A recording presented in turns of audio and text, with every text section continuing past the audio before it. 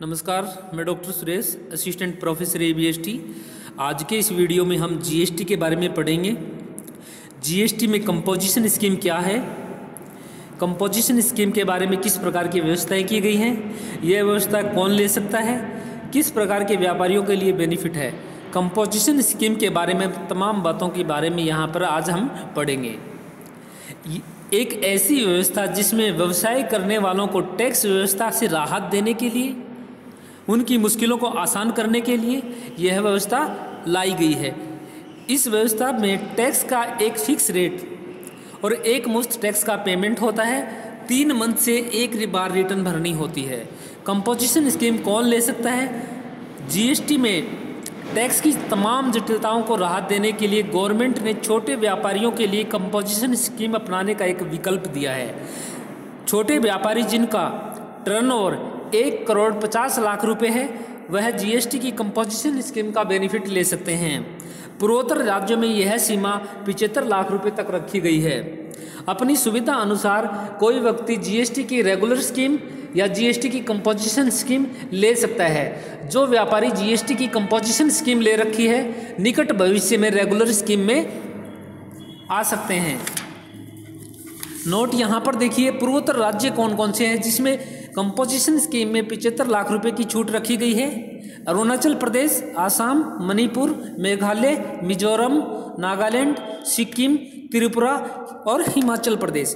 Composition scheme लेने से पहले GST का रजिस्ट्रेशन करवाना आवश्यक होता है।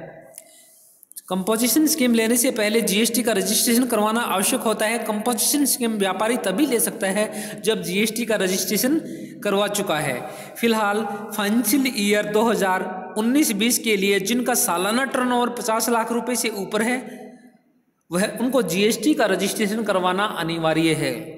पूर्वोत्तर राज्य में यह सीमा 25 लाख रुपए रखी गई है। GST कंपोजिशन स्कीम कौन नहीं ले सकता? अगर नीचे दिए गए विकल्प में किसी भी कैटेगरी में आता है, वह GST के कंपोजिशन स्कीम का बेनिफिट नहीं ले सकता।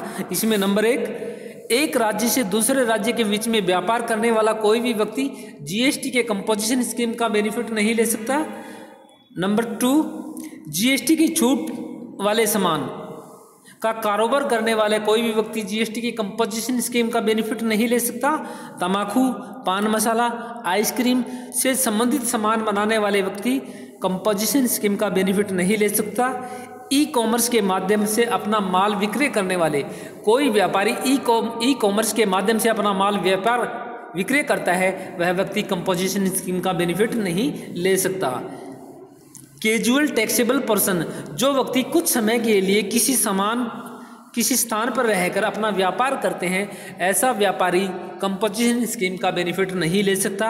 नॉन रेजिडेंशियल टैक्सेबल पर्सन, जो व्यक्ति भारत का नागरिक नहीं है लेकिन यहाँ पर आकर व्यापार करता है, ऐसा व्यक्ति कंपोजिशन स्कीम का बेनिफिट नहीं ले सकता। GST कंपोजिशन स्कीम के क्या बेनिफिट हैं? GST कंपोजिशन स्कीम अपनाने वाले व्यापारियों को निम्नलिखित बेनिफिट प्राप्त होते हैं। नंबर 1, 3 मंथ में सिर्फ एक रिटर्न भरने का बेनिफिट। GST की सामान्य स्कीम के तहत व्यापारियों को हर महीने GST R1 रिटर्न का भरना होता है, लेकिन GST कंपोजिशन स्कीम लेने वाले व्यापारी महीने में रिटर्न नहीं भरते। इसके स्थान पर हर 3 मंथ में से GST R4 रिटर्न भरना पड़ता है। इस क्वार्टरली रिटर्न में उन्हें हर तिमाही से होने वाले कुल लेन देन, कुल आय का पर कुल देनदारियों पर टैक्स जमा करवाना होता है। इनकी जानकारी होती है। रसीदों को अपलोड नहीं करना। जो व्यापारी कंपोजिशन स्कीम के तहत बिक्री और खरीदारी करते हैं का रिकॉर्ड रखते हैं, उनका जरूरी नहीं है कि कंपोजिशन के इनवॉइस बिल को अपलोड करें, क्योंकि जो व्यापारी कंपोजिशन स्कीम का बेनिफिट लेते हैं उनको इस चीज़ का अपलोड करना आवश्यक नहीं होता है। हर महीने GST 1 में अपनी सभी विक्रय और सेल्स का डिटेल देना इनवॉइस अपलोड करना होता है। सामान्य टैक्स अपेयर को एक मुश्त टैक्स और निश्चित रेट। कंपोजिशन स्कीम लेने वाले व्यापारियों को टैक्स का रिटर्न एक मुश्त एक मुश्त और निश्चित रेट से देना होता है, वहाँ पर अलग अलग टैक्स की रेटें नहीं होती, अर्थात फिक्स रेट से टैक्स का बेनिफिट होता है।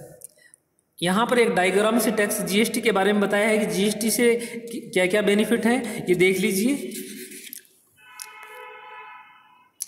जीएसटी कंपोजिशन स्कीम के क्या नुकसान है। जीएसटी कंपोजिशन स्कीम से व्यवहारिक रूप से कुछ फायदे हैं, इसमें आर्थिक रूप से कुछ नुकसान भी हैं। खरीदारियों को इनपुट टैक्स क्रेडिट नहीं करने का फायदा नहीं मिल सकता।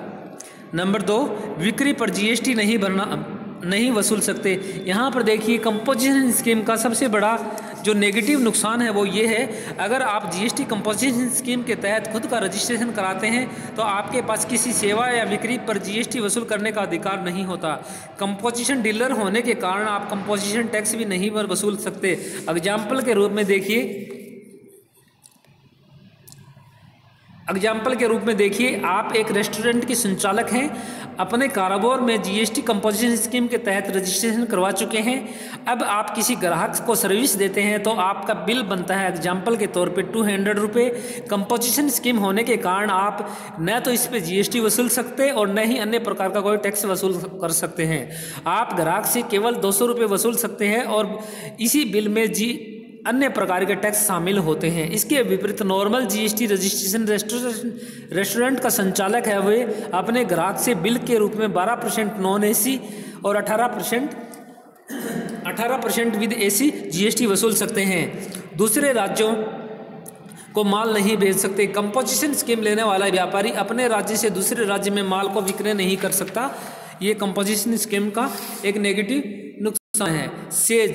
सेज में माल की सप्लाई नहीं कर सकते। कंपोजिशन स्कीम लेने वाला व्यापारी सेज में अपने बिजनेस यूनिट में अपने माल की सप्लाई नहीं कर सकता, क्योंकि वह सिस्टम में सेज में की जाने वाली सप्लाई को इंटरस्टेट सप्लाई के में रखा गया है। नॉर्मल जीएसटी रजिस्ट्रेशन स्कीम वाले व्यापारी सेज में माल को सप्लाई कर सकते हैं। जीएसटी कंपोजिशन स्कीम में कौन कौन से रिटर्न भरने होते हैं। जीएसटी कंपोजिशन स्कीम में व्यापारी को हर 3 महीने से रिटर्न भरना होता है। जीएसटी R4 रिटर्न भरना होता है और पूरे वर्ष में फाइनेंशियल ईयर में उसे एक जीएसटी R9A रिटर्न भरना होता है। इस प्रकार उसे कुल 5 रिटर्न भरने होते हैं।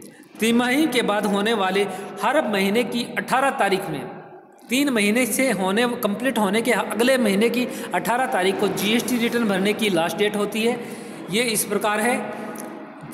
फर्स्ट क्वार्टर में अप्रैल मई जून की 18 जुलाई अगस्त सितंबर की 18 अक्टूबर नवंबर दिसंबर की 18 जनवरी और जनवरी फरवरी मार्च की 18 अप्रैल रिटर्न भरने की लास्ट डेट होती है। हर फाइनेंशियल ईयर में के बाद उसको साल में कुल बिक्री की जीएसटी के बारे में डिटेल देनी होती है। जीएसटी R9A रिटर्न भरना होगा। इसमें यह रिटर्न अगले फाइनेंशियल ईयर के 31 दिसंबर से तक भरना अनिवार्य होता है।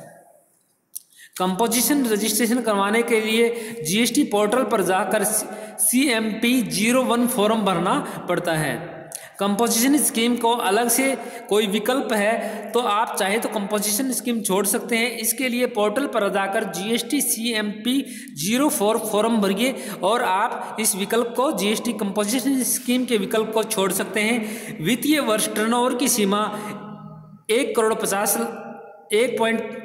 1.5 करोड़ व पूर्वोत्तर राज्य में 75 लाख रुपए पार हो जाती है। तो इस सीमा से जैसे ही पार होती है, यानी 1.5 करोड़ से जैसे ही अधिक होता है या पूर्वोत्तर राज्य में 75 लाख रुपए से जैसे ही अधिक होता है, तो इसकी सूचना 7 दिन के अंदर कंपोजिशन स्कीम हटाने की एप्लीकेशन देनी होगी और उसको प्रोसेस में जाकर जीएसटी CMP04 फॉर्म भरना होता है और इस दौरान उसके पास जो स्टॉक है उस स्टॉक की सूचना GST ITC 01 के माध्यम से अपलोड करनी होती है।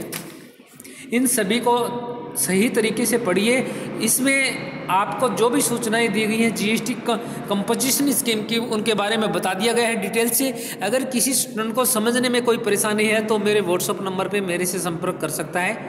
और आप इनको कंपोजिशन स्कीम को अच्छी तरीके से पढ़िए, क्योंकि प्रैक्टिकल जो क्वेश्चन आएंगे वो कंपोजिशन स्कीम से रिलेटेड क्वेश्चन बनते हैं। और कंपोजिशन स्कीम से रिलेटेड जब क्वेश्चन बनेगा तो आप ये हमने जो नियम पढ़े हैं इन नियम के आधार पर ही प्रैक्टिकल क्वेश्चन कर पाएंगे, अदरवाइज हम प्रैक्टिकल क्वेश्चन नहीं कर पाएंगे।